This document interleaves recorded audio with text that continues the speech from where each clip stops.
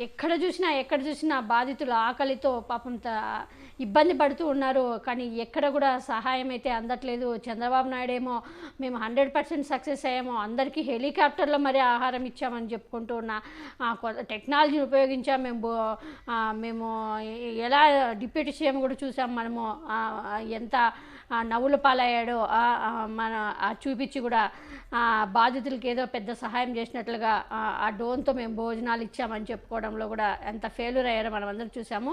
ఇప్పుడు విజయవాడలో ఇంకా చివరికి ఆకలితో మండిపోయి తట్టుకోలేక కడుపులో ఉండే బాధ అంతా బయటికి ఇంకా చెప్పుకోలేక విజయవాడలో అధికారులపై తిరగబడ్డారు బాధితులు. ఇబ్రహీంపట్నం, కొండపల్లిలో నిత్యావసర సరుకులు పంపిణీ సమయంలో వరద బాధితులతో దురుసుగా ప్రవర్తించారు పోలీసులు. కొంతమందికి సరుకులు ఇవ్వని అధికారులు. దాంతో ప్రశ్నించిన వరద బాధితులు ఈ నేపథ్యంలో చేయి విరిగిన యువకుడితో పోలీసు దురుసు ప్రవర్తన చేశాడు.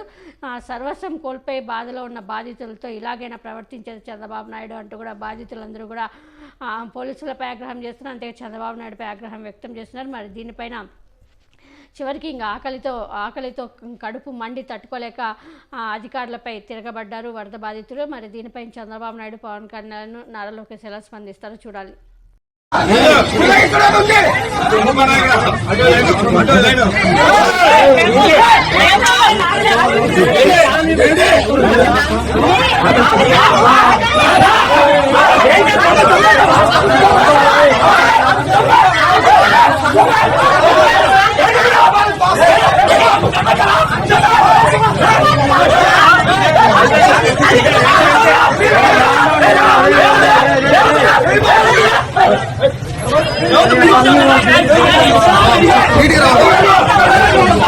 Ini